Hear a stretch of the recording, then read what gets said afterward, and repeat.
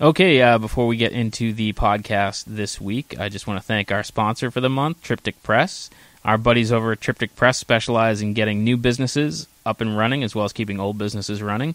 They provide design services, including logos and branding, websites, and e-commerce shops. They'll design and print all your brochures, mailers, banners, and posters. Whether you're just starting out or your business needs a makeover, visit www.triptychpress.com for all your design, online, and printing needs.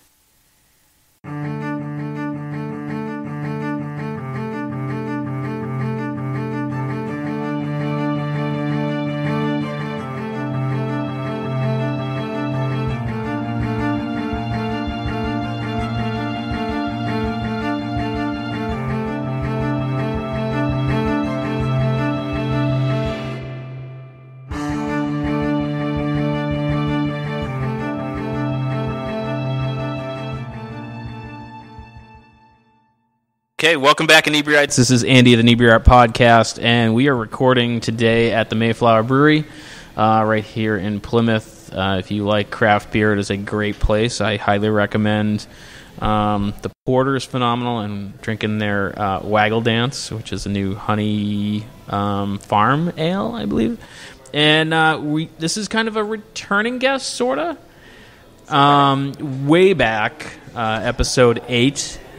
We had the cast from Mayflower Mayhem, which was a stage performance. Yep. And Healy is back. And Kyle is also joining. Yes. All right, sweet. Thank God I didn't get their last names. And you guys are with Break a Leg Theater. Correct. Yes, Break a Leg Theater. So, give us a rundown. What is Break a Leg Theater? Well, it's a small nonprofit theater in Plymouth, Mass., and our kids are ages 8 to 18. They come from, I don't think, over 30 different towns around the South Shore, and they have all different varied interests in theater. Some, stepping on stage for the first time, some who hope to have a career, and some who love it as a hobby. And we are about to embark on our 15th production, which is going to be Cabaret coming up. But it's sort of just... Oh, wow. Yeah. We're doing Cabaret, which is going to be choreographed by the last original cast member from Hamilton, Thane Jasperson. So he's been flying up here on what should be his day off to work with our kids on the choreography. So it's going to be an extraordinary show. We're really excited. Awesome. Yeah, it's been a great experience for our high school group. So it's been a great experience for them. But when you said the ages and then you said cabaret, I'm like, that seems... Well, we do all kinds of... Yeah. We do shows. We do cabarets, we do master classes, we do field trips. What else am I leaving out? Showcases for our summer camps. Yeah. Yeah. So our younger kids just finished Guys and Dolls Junior. So that was their show. And then we have a show for the kids in the middle, 3rd to 9th grade after Cabaret, Shrek the Musical. Oh, nice. Mm-hmm. So we have a variety. Yes, cabarets for the high schoolers. Right, yeah. It's funny, I didn't really think about it until I was just sitting here, but this is kind of close to home for me. I was in 13 plays as a kid. Musical Rainbow was the theater group. It was a Whitman-based Did group. You have a favorite? Favorite play that I was in? Yeah. I think my favorite part that I played the Squire in, I think it was Sleeping Beauty. Okay. And I got to play drunk. And so that I was just obnoxious. Yep, we have a high schooler who got to use a fake cigar in a last production and thought it was the coolest thing in the world. Yeah. So that one was a lot of fun. How is this the first I'm hearing of this? I don't know. How have you never asked? What, that I played drunk or that I was in 13 plays, I think as well? Yeah, I did not know about your childhood acting life. This is new. Yeah. Wow. No. So you learn something new every podcast. Yeah. We've only been friends for 10 years. I've not heard it all. It's never come up. So you have this large range of kids. Is there one common stumbling block that all the kids kind of have to get over to... Usually just their stage fright. I mean, we see students who this is their first time ever doing anything in the performing arts, and we have students who are about to go to Broadway tomorrow, you know? Yeah. But it's really just overcoming the fear. It's interesting because when they all get together, all the different age groups and interests, something magical kind of happens, because it's sort of like, I don't know, with theater, the kids kind of leave their inhibitions at the door. Yeah. Because they're already willing to come in and create.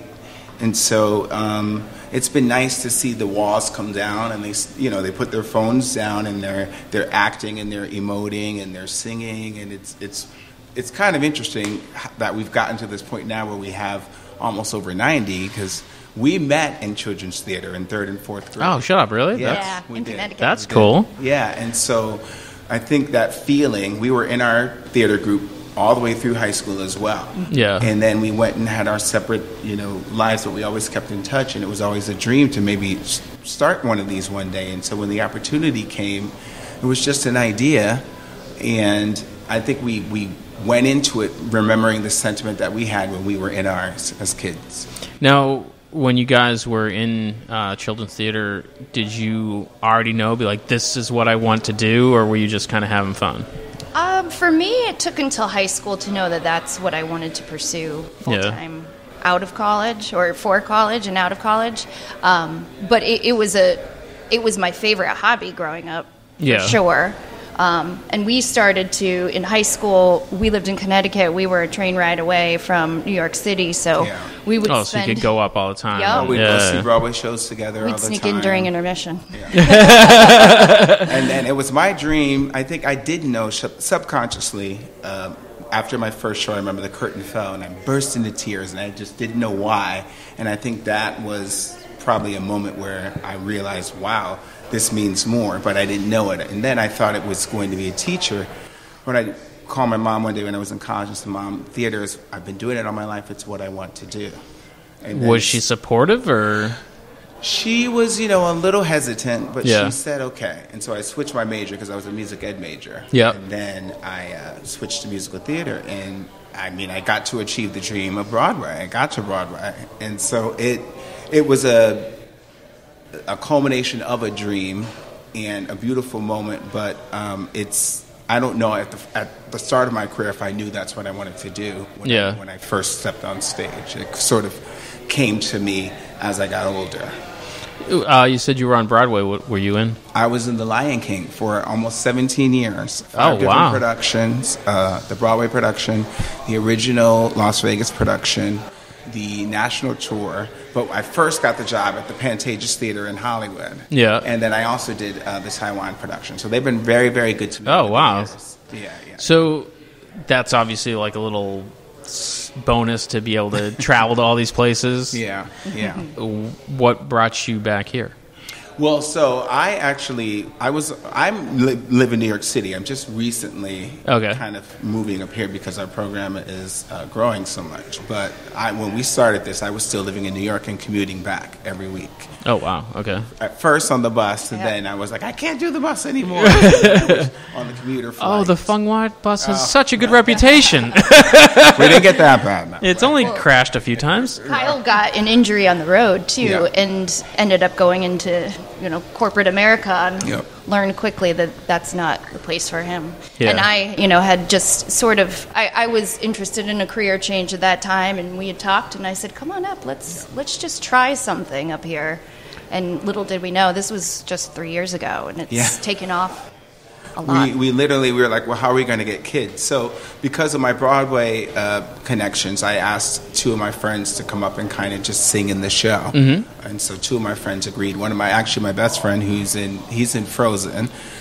But this is before all of that. He came up and he agreed to be in the show. And that kind of helped us get a couple kids in the door. I think we sent out a couple advertisements, and we got about 20 kids. And we just did a night at Broadway, which was just like a hodgepodge of Broadway songs So just kind of like this is who we are, show what you can do. Yeah, kind of like a showcase where you hear different Broadway stuff, contemporary, classic, but just a night of just music. The kids did solos and duets, and we did a few small group numbers, and then we did a few full ensemble numbers with the Broadway people. So they got to perform on stage with the Broadway stars, that's which was cool. fun for them. Yeah. And then before the show, they had a Q&A with the Broadway actors and got to ask them questions about their career and how they got there. And the kids really took it to heart. We saw them really responding to it. And so each show, we just started seeing more and more kids joining us, and we've been able to give them some extraordinary experiences. When we just had a master class with the two principal actors in Miss Saigon at the Opera House, Emily Bautista and Anthony Festa, who play Chris and Kim. And our kids, we went to the show, and then they got to talk back. So they got to ask questions to the cast and crew after the performance. And then the next day, 14 of them came back to the Opera House and got to sing for Anthony and cool. Emily. Yeah, and it was and then take pictures and ask questions. And so we've just been trying to give young kids, extraordinary experiences in the performing arts, and all the different people we bring in sort of give them a different perspective of how they got there. And there's no one method. It's just that, with hard work, but also, some of them had trials and tribulations. And once the kids see them humanized, I think it adds to their fascination with exploring this more and more. Now, are there kids that as soon as they step in, you're like, this kid's got it? Or is it nature or nurture? Like, are they born with it, or is it something that you learn? It can be a mix of both. Yeah. I think it really can be a mix of both. I've known, even in my career, I've seen people work their behinds off, and then they have achieved it. And then I've seen other people they just step on stage, and not a warm up, not a roll down, not a vocal trill, and they open their mouth and sing, and you're like, how do you do that? So I think that it is a mix of both. But I will be honest and say that, based on stuff that we've experienced as performers, I think sometimes you do see a kid come in and you say, wow, there's something special here that needs to be explored more or further. Yeah. And Healy, when you decided you wanted to start this company, was it... Well, I'll give you a perfect example. So I'm an artist. We started Inebri-art, and people all the time ask me, like, oh, do you have any work that I can see, or what are you working? And I'm like, nothing. Like, I am way too busy doing other things than actually getting to do stuff. Like, do you ever have that moment where you're like, yes, it's very rewarding to do these things, but do you feel like you guys aren't getting the roles that you want because you're busy doing this? Because it's got to be a bit of a trade-off. Well, go ahead.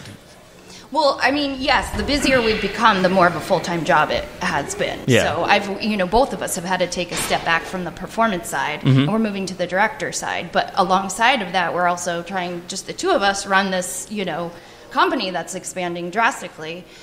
So it's hard to keep up with it. Yeah, and it's always like the little things that you don't think of, being like, business cards. We need to do business cards. So That's the thing. Things. Yeah. So, I mean, we're the happiest when we're with the kids in the moment, being creative. That's what our goal is. It's interesting because I think when it was still coming into fruition, there was a point where I was doing the Broadway show at night, working as a project manager with the Department of Education, and doing Break a Leg on the weekends. It was just this one period where all this was happening. And people thought I was crazy that I was exploring this option of the theater company. But when we would come up here and work with the kids, the feedback is immediate. Yeah. And I would feel something. And I've always wanted to direct, too. And so we started doing these projects, and it just was it was resonating, and you could feel something special was happening. And so we wanted to explore this further, and it got to a point where we had to choose, are we going to be a part-time company, or are we going to just go for it? And I said, you know what? Let's go for it. So I was doing the back and forth. And then as of last June, before we did our first two musicals ever, because we've been doing only cabarets up to that point, I came up here open-endedly. And now we're up to 90 kids, and so it's amazing that we're going on 15 productions. The kids come from all over. We even have a kid who's been on Broadway. It's something special is happening, and it's worth exploring, I guess is what I'll say. But we do. The technical stuff is, it's two people trying to keep up with that many families and children and students administratively, it's very hard. Right. You got to have to do. So what's the least favorite part of the job? Like, what's the part of the job that you hate? The administrative piece. Yeah. It's tough. And it's overwhelming, too. We don't have business, background. I've added this up 4 times and gotten 4 different numbers. That can't be right.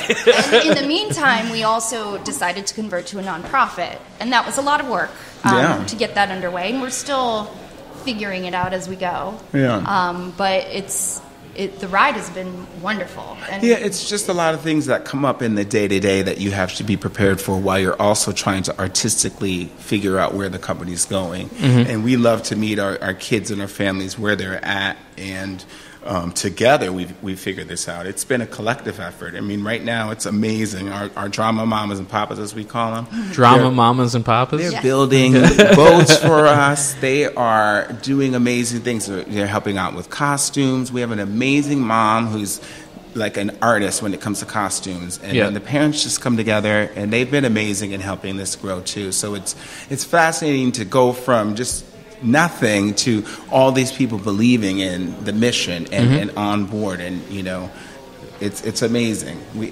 I think we're just beginning here. And you guys are based out of the Spire, is that right? We've done most of our cabarets at the Spire Center, but for our musicals that we're just starting to do more frequently, we're renting other schools in the area. We worked at some private schools. We worked at public school. So just whatever venue we can find, really. We mainly rehearse at a Chiltonville Congregational Church. They've been amazing to us. There's a big enough space for the kids, and so we rehearse there. But we also, we've been able to use various facilities around depending on the need for the show. Mm-hmm. We just worked with Bay Farm Montessori, and our cabaret is going to be at Boston College High School coming up. And then Shrek will be at Derby Academy in August. So, we do, the venues bounce around depending on the need of the show, technically, and, the community partners that are willing to work with us. But we will be back at the Spire. Our summer camps we have coming up, we're going to do a showcase at the Spire this summer, too. Now, obviously people tend to think of the actors on stage, but are there kids that do the other bits, the curtain, the lighting, the other parts of the production? Yeah, well, you could talk about the last show and Guys and Dolls and that crew. Oh, yes, that was wonderful. We're just starting to build that because the Deeds have been there now, doing musicals.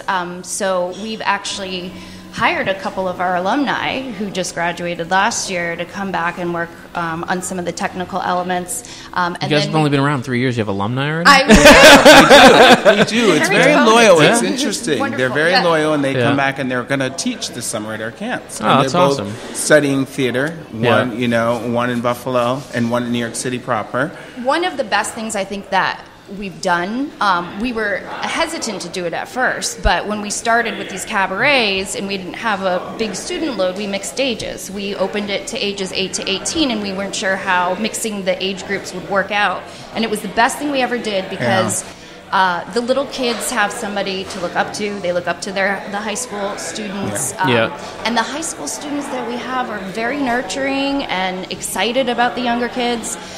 So we, for the first time, did a junior musical with 3rd to 7th grade, Guys and Dolls Junior, and assumed that maybe some of our high school students would want to come work on the show. And they did. We had, how many? 8, they did 9, crew, 10? They did lights, they did set painting. Front of house, tickets. They were so excited to be there. Yeah. So they got to explore those different elements. Yeah, to see, and then they're hanging out with the younger kids, and because when we do the cabarets, we mix the ages. Like we did last year, we did "And the Grammy Goes To" with season 1 winner of The Voice, Javier Colon, and we did music from the inception of the Grammys in the 50s all the way to current day, and so it's all this different music. Yeah, it was a really great cabaret. And it's when we mix the ages. And so it's really great to see them form the relationships and then to carry it over to the high school kids doing the crew and the lighting and the set for the younger kids. It really meant a lot. And the parents see that, and it's kind of magical Yeah. And so for cabaret, though, we'll get other high school kids that come in. We're blessed to, for our technical crew, we have some college students in there learning. So our technical director, he goes to Emerson, and he's in the middle of his learning, and he's taught us so much coming in and coming on board, and it's a chance for him to explore and practice his craft. So it's been a really great community effort, all the people coming in together, and I think it's one of the reasons why we're growing. It's a lot of work, but it's been really, really rewarding. When it's that kind of rewarding work, it almost doesn't feel like work. Yeah. Because, like, I have a day job, and when we go off to do Inebri-art stuff, people that I work with, they're always like, oh, you work all the time. I'm like, yeah, but it doesn't feel like work, because you're off helping people, teaching them how to paint stuff or doing an art show, and you're like, you get to see cool art. It's not work. Yeah. Do you have parents that come up and be like, oh, this is just something to get them out of the house and off their electronics, that suddenly be like, is there a turning point where they're like, oh, this is a career they could choose? Usually when they come to the shows. After the shows, they're usually so moved by the performance and the kids coming together, and they're usually surprised by, I think, how powerful it is when they all get together. Because they kind of, since it's these kids that come from all these different schools, private, public, homeschooled, when they all come together, it's like they're choosing to be there. Yeah. And so you're already starting from a place of yes. And so they just get so supercharged. And so what the parents don't know is when they come, the only discipline we ever have is they're so excited to see each other, they're talking up a storm. But they're usually ready there to work. And we were just noticing right away, these kids are hungry for this. And so we just had to meet them where they were at. And, that's what we're doing, I think. Now, how much, influence do the kids have on the show to, like, hey, if we're doing this cabaret type thing, can we do this song? Can we do that song? Maybe we can do this play. We have, as many of the students have grown with us and we know them, when we do things like summer camps or our smaller scale cabarets, we often ask for their input. And of course we assess them and help guide them, but a lot of it is chosen by the students, when we feel comfortable and we know what, they can do. What's the one thing they all want to do that every time they suggest you're like, oh, God, really? Some of the contemporary stuff now is like Mean Girls and some of the stuff that maybe we don't necessarily love the score or the script, but they are very into it. So they love a lot of the contemporary stuff that's happening, and sometimes like what we learned is, especially in the smaller camps, it's an opportunity for them to kind of step up to the plate, and when they're really passionate about it, they even work harder. So some of the stuff we may not understand, I think it's that great, theater that's going to be resonating for centuries to come. But we'll say, yeah, let's do it. And some of our kids are already directing and choreographing in some of our shows. So we have a young lady we have two young ladies in high school who were the co-choreographers for the younger kids. And they're also dance captains for the high school show. And so it's great to see the kids already working and wanting to also do some of the technical things. Okay, I do have one quick question as someone who didn't do any theater in high school. I know, I'm sorry. I'm the nerd. I was on the robotics team. I didn't have time for theater. I do have one quick question. You guys have been mentioning cabarets. What are they? I don't know what that is. Yes. And I'm going to assume I'm not alone here. Yeah. A cabaret is basically a musical show that's made up of several different songs. We have them themed. So, for example, our first one was A Night on Broadway. Our second one was Heroes and Villains. And so we took songs from movies, musicals that had to do with villains, heroes. And then we would have, a student sing a solo. Then 4 students come on and do a little group number. And then we'd have 10 boys come on and do another group number, and then back to another solo. So. We did Let's Go to the Movies. Same thing. We started at the beginning of movies, like Good Ship Lollipop. Okay.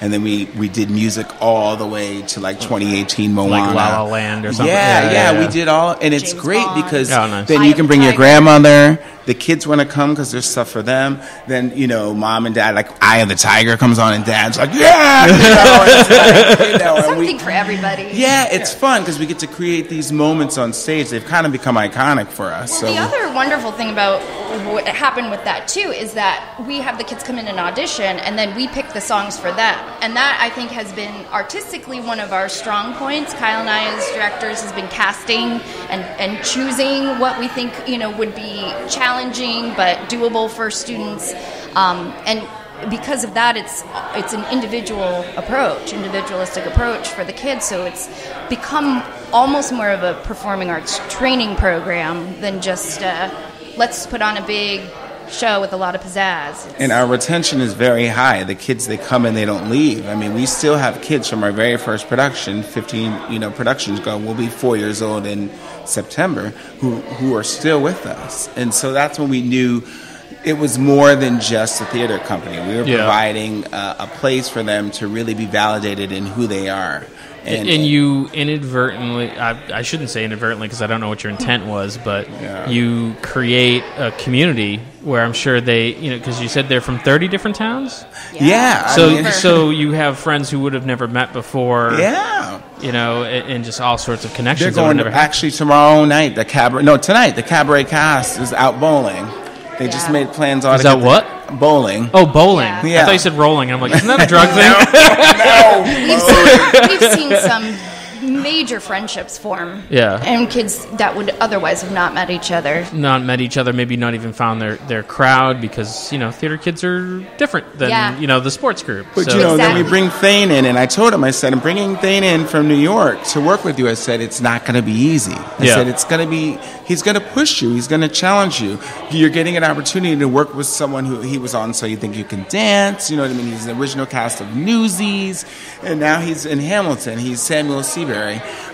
He's original. And he came up here, in the first rehearsal, they were all a little shell-shocked. Yeah. So how'd it go? And they're like, wow, it was a lot. But then they got home, and they realized, wow, this is an opportunity. And so they showed up every week ready to work. And he put as much passion into working with them as he does when he does his show on Broadway. And so those are the type of people we try to bring up. We had the Phantom of the Opera on tour, Derek Davis. He came up and did a master class with the kids. And it's interesting because you never know what experience is going to be the one that's like, ding! And it's probably going to be different for each kid. Yeah. Absolutely. Either there's something about that person that sparks that real that real creative thing in their head that connects the dots.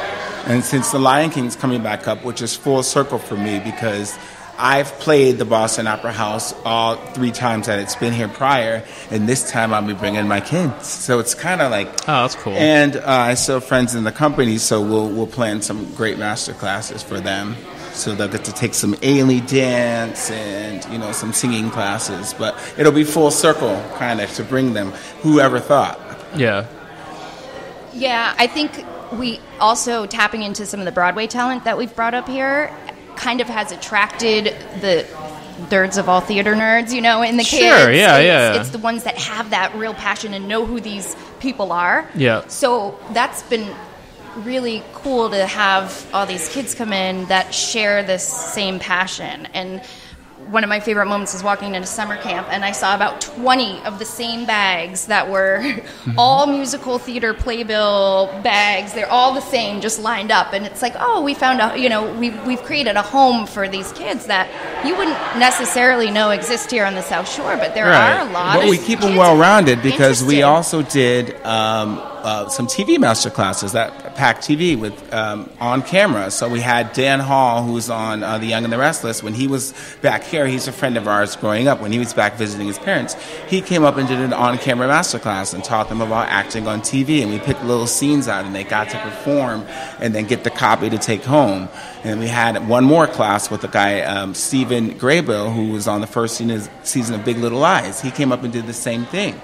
And then we did a puppetry class where... you said puppetry? Yeah, we did cool. puppetry. There's a young lady who, I guess there's only a few BFA programs for puppetry in colleges. UConn has one. And she came and taught our kids how to make puppets. And then the next day, we had a young lady, Anika Larson, who was Tony nominated for Beautiful, she also was in Avenue Q. Yeah. So when she came up to be in the show, she taught them how to perform with puppets and act with puppets. So it's really cool. They got to make them, and then they got to perform with them. Oh, that's very cool. Yeah, so we're just trying to give them all different kind of experiences, make them well-rounded within the performing arts, make it fun. Yeah. And they're responding, so... Now, is there a big difference between stage performance and TV performance? Yes. What do they always say? TV, stage is an extra large, TV is a medium.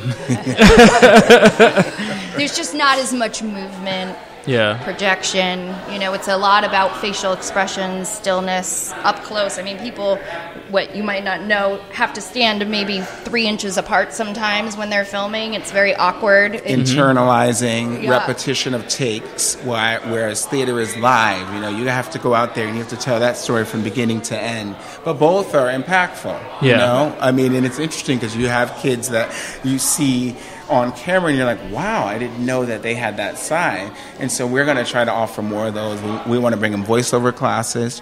That's cool. We took them to see Straight No Chaser, and they were in town. They got to sit in their sound check. Acapella group. Oh, okay. Yeah, they're an acapella group from Indiana University. And so the kids got to go sit in the sound check and then see the show. And I feel like theater is more a combination of disciplines. Yeah. Where TV is pretty much straight acting, especially nowadays, but theater's more dancing and singing and a little bit of everything. The editor can win you an Oscar. You know what I mean? Yeah. But you have to go out there and win that Tony. Like, people are coming to see you live. And so you're right, because it's the dance discipline, it's the acting, it's the singing, it's putting them all together, it's the technique of making it look easy. Do you have kids that, and this is speaking as a kid that was one of them, who's like, I'll sing and I'll act, but I won't dance? Yep. Like, I was very self-conscious about it. I don't know why, because I do know why, because I was a kid, and, you know, alcohol makes you think you're a really good dancer. So it's different now. Yeah, we do. Yeah, we have kids who want to act but not sing. We get a lot of those. Yeah. Or those would be more interested in TV acting than theater acting.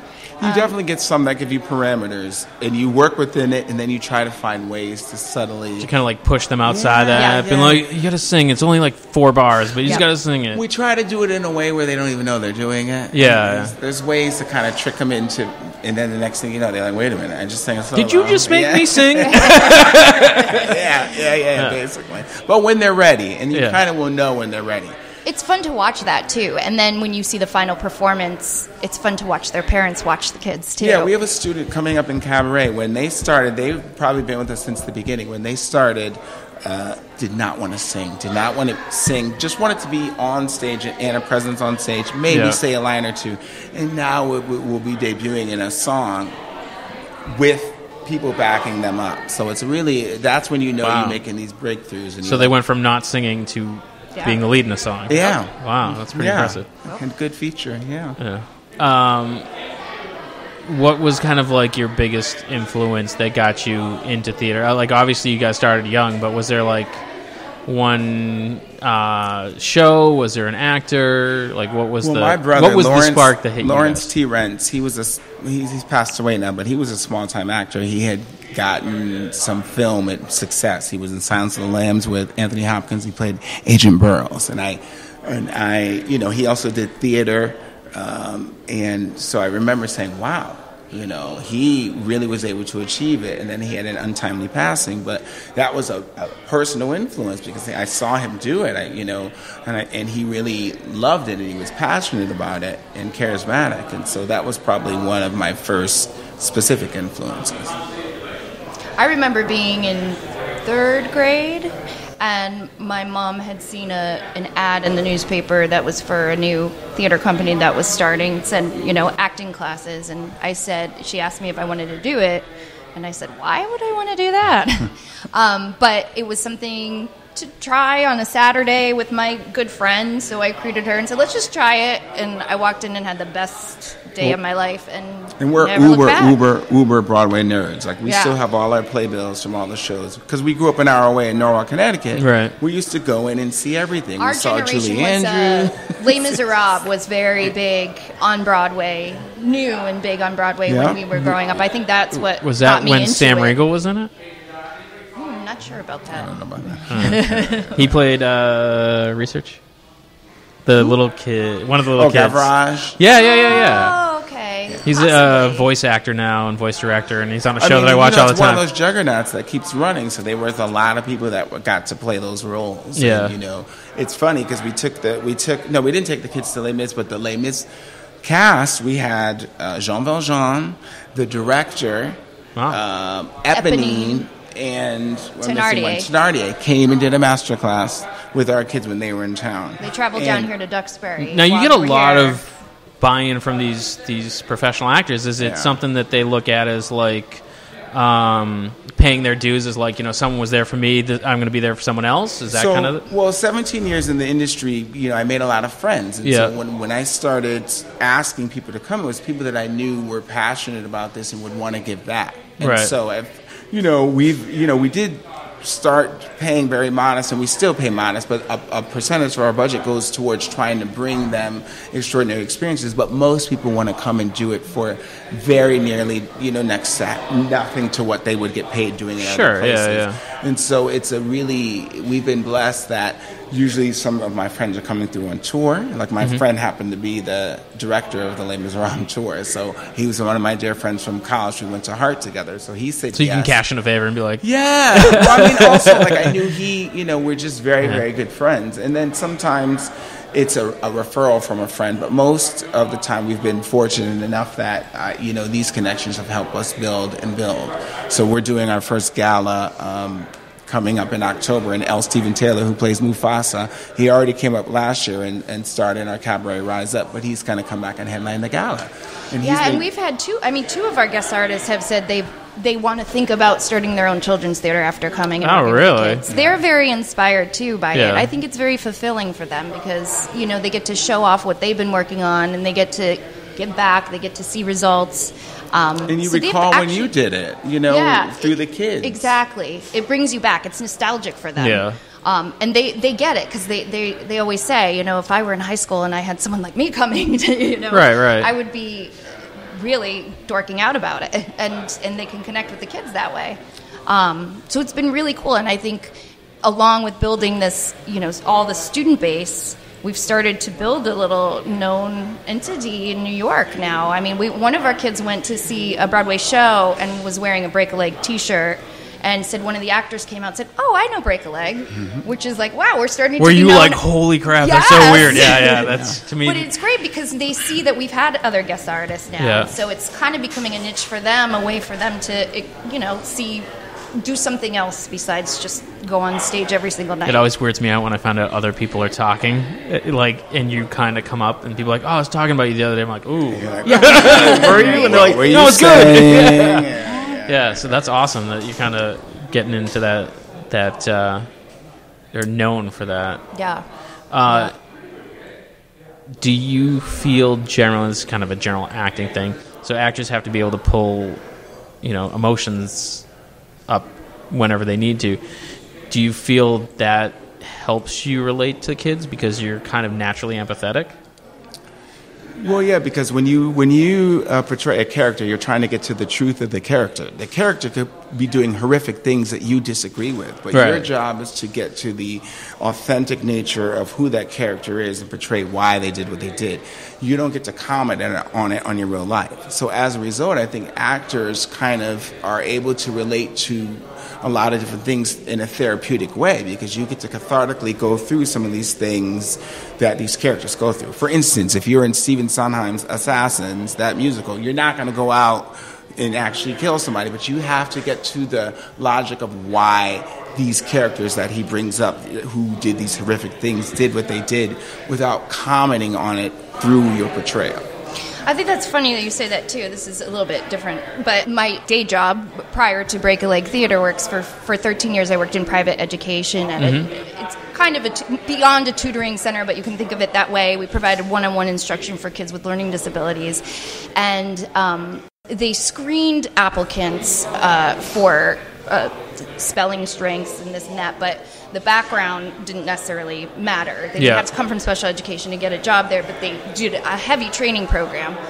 But what sort of became known amongst this company, and this was a national company, is that a lot of the clinicians that were hired, if they had a theater background, they were pretty good clinicians because they were sitting one-on-one with a kid. You can read the kid, you can interact with the kid, you react to the children. And so I always loved it. Like when I was starting to hire people, I loved seeing theater backgrounds or performing backgrounds. They tend to make really great teachers. Have you ever had it kind of influence you in the opposite? Say you have a role and you're at a rehearsal and you had to have a argument on stage, or the opposite where it's in a really happy place and you were, say, in the opposite place in real life. Does that carry over? Like, has it ruined your day, like going to rehearsal because you have to have an argument? Or I did one of the first regional productions of Titanic the musical, and I played Sir Charles Lightoller. I know we don't look alike, but I did play him. And every night I had to separate the women and the children from the men. And there's this song called We'll Meet Tomorrow. And in my research, my character lived. He went down with the ship, but then an engine exploded and propelled him back up. But I remember going home with this heaviness every night. I was like, okay, we're doing this show 8 times a week or whatever we were doing, and we're sinking every night. You know? And you're basically deciding who lives and who dies. Yeah, you're separating. So you do take the work home a little bit, but you also, I think, life experience is the best tools to bring into your work. So everything you go through, I mean, her and I, we've been friends forever. Like, I was there, she's lost both of her parents, I lost my dad, you know. So there's things that we've experienced that kind of inform the work. And so that's the best thing about being an actor is you acquire wisdom every day, and that's the gift that you can just keep infusing into your work. Yeah, performing and acting can be really therapeutic, and we talk to the kids about that too. So even when they're having a bad day, we're like, use that. Yeah. You know, we can get very personal, and I mean, not, you know, too personal, but we can help them use art as a way to express themselves. It's very vulnerable, but you know, I think it's such a great training for people to be able to do theater. And as directors, the best thing, what I love most about it is trying to get the best out of each actor. And you have to use an individualized approach because each actor comes, some of them maybe have had formal training before. Sometimes that's good, sometimes it's not. Some of them may just be walking in off the street. You know, some of them may not know the gifts they have, and it just needs to be cultivated. And so what I love about our approach is we meet them where they're at, we validate them, and then we encourage them to work harder. And once they feel safe, and in which they do right away, the magic they're creating on stage, like Cabaret. Last year we were crazy. We did 2 musicals. We hadn't done musicals yet, and the way we said it was official was after one of our cabarets, we just hung up a sign, and it said we're doing The Little Mermaid and Sunset Boulevard. And people like, how are you going to do that? You're like, I don't know yet. I'll get back to you. No idea. Literally no idea. Who does that, Fish? Yeah, we were crazy. Yeah. And we double cast them, and we did them in repertory. Crazy. The reason why we did that, though, we had one of our guest artists. I can say who it is, right? Yeah. He played Mufasa. He currently plays Mufasa in The Lion King on Broadway. Stephen Taylor. Taylor. He amazing came guy. and he was in one of our shows, and he was approached by so many parents that night, and was moved by how moved they all were, and how excited all the kids were, and passionate. And he told us, he said, you know, you really have something here, and the community believes in this, and they believe in you, and you can't be afraid to ask for what you need. So it was hard for us to kind of suck that up, but we said, okay, we're going to do this, but we need a lot of help. And we would say, we need someone to build a boat for the stage. We need 20 people to come paint sets. We need people to... And we have our own parent group on Facebook, or a little private group for the drama mamas and papas, and you can just post in there if, like, your kid needs a ride. We must have had about 80 people helping out on these productions. It was a beautiful thing. It really takes a village, and so... And then to be able to hire, like, some of the alumni, and also to hire local kids who are studying these and coming home, you know.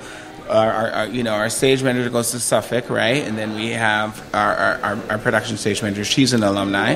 And then, like I said, Johnny Gill, who's our technical director, and our set paint designer, they're both students at Emerson, Madeline Bush. And then we actually had one mother approach us and told us that she's costumed a few shows before. And so we said, well, come to a meeting, because we were trying to maybe collectively get some volunteers to help with costumes. And she came with these beautiful renderings of costume ideas she had for Little Mermaid. We were floored. So she did the costumes, and they were most talked about the whole show. So she's our costume designer now, and she's a mom too. It's been really adventurous to. Well, I'm not gonna lie. When I reached out to you guys initially to be on the podcast, I was like, we need a podcast. I need guests. And I was just kind of like poking around, and something you guys posted came up across Facebook, and I'm like, I'll try them. Yeah. I'm really happy we brought you guys on, because I think what you guys are doing awesome. It is total throwback for me, because it was a long time ago when I was in plays, but it's... You got to come to a show. We'll put some tickets aside for you. That'd be awesome. Know what night. Yeah. You too. You got to come. Are you looking at doing adult groups? We are. The first thing we wanted to do was try a college program, just because we went through our first round. Those are adults. Yeah. You're right. That's hard, Yeah. To digest, since they used to be our students. I don't think we'll ever see them as adults. But my son is a year away from being an adult. I am working on adjusting. Right? It's super hard. So, we might. We just have a lot of ideas. I mean, we want to start. I know it's like you have so many ideas, and then you're trying to find the time to get it all done. Exactly. I know what that's like. We don't have our own space yet, so one of the things that we have to be creative about is we have to think far ahead, and a lot of times, not the venues maybe aren't on your same timeline. Right. So it's ultimately, we'd love to have a theater. We're waiting for that big donor that says, I see what you're doing, and is ready to, to commit to the mission. But in the meantime, brick by brick, we finally have a board of directors, and, we're, fundraising to try to, theater's expensive. But the hope is to one day get a space. And I think what we keep doing is proving that we're worthy of it. Yeah. We just have to get that opportunity. And when it comes, I think that'll be when we can expand and do theater for young adults, and make a year-round product, which is what we're in the middle of doing. I'm also hoping to start a special needs program, too, for students of various, learning abilities. I think that would be a really interesting thing that's not very popular around here, or can't find that type of programming around here. And we do in our show already have kids that may have learning disabilities and things who are playing principal roles, who are thriving too. But it would be another step and another thing to offer for kids that. And we also want to implement a diversity program too. So we can start recruiting. We haven't figured out how to go about that yet, but it's on our agenda. It's on the list of things. Lofty. We're lofty in our goals, but it's chicken and egg. What comes first, Well, we at Inebri-art are extending we would love to help with anything we can. If you guys need people to paint sets, we know artists, we know musicians. Yeah, you guys have great. We know a lot of people, so don't be shy to ask. We'd be more than happy to take you up on that. Send someone your way. Thank you. And where can people go online to find more information? Yes. www.breakalegtheater.com, and theater is spelled with an ER at the end. And if you want to see us on Instagram, American way. Break a Leg Theater Works. Smush it all together. Break a Leg Theater Works, ER, like she said. And you can find us on Instagram or on Facebook. Break a Leg Theater Works. Yeah. And all those places you list all your upcoming shows? Yes. We do. So we have Cabaret coming up. Cabaret's coming up July 12th. And that's at Boston College High School. And then we have 2 summer camps. We have Kids on Broadway coming up. I don't have the dates in front of me. I'm sorry. July 22nd. Yeah. And then the following week, we're doing Broadway Backwards for the older group, which is Do they sing all the songs backwards? No, it's more... Because that'd be awesome. They get to play like roles that they wouldn't necessarily be. So you were always a Maria, now you maybe could be Tony, or you know, they get to like just, so they're gonna, like we said, and they get to sort of cast, direct, and so it's sort of, we set it up and facilitate it and help them. And then finally, Shrek the Musical, which we're doing at Derby Academy, and that is August 16th? Yep, 16th. 17th and 18th. Yep. And so it's a busy summer, and then we'll roll out the fall, winter programming soon. Like I said, we'll do some things with the Lion King cast and a trip there. And then we've got some great people that we're in negotiations with to do some wonderful things, so stay tuned. Nice. Outstanding. Thanks for coming on, and we wish you guys the best. Thank you so much. Thanks so much for having us. No problem. Okay, thanks for checking out the podcast. And don't forget to check out our other podcasts on the Inebri-art Podcast Network. There's the Bar Talk. There's Old Colony Cast. There's, of course, the Inebri-art Podcast. And our latest, Retro Redoctopus, a kind of nerd genre podcast that you can check out now, all available on our website at inebri-art.com. And pretty much available everywhere that podcasts are available, on Stitcher, iTunes, Google Play, Apple Podcasts, all those things. And if you don't see it where you're looking, let us know. We'll try to get onto that as well. And you can also email us at inebri-art@yahoo.com with your questions, complaints, and suggestions. And also, if you could take the time to rate and review us on iTunes, that would be phenomenal. That helps us get more exposure and bring more of these great podcasts to your ears. And thanks again for listening.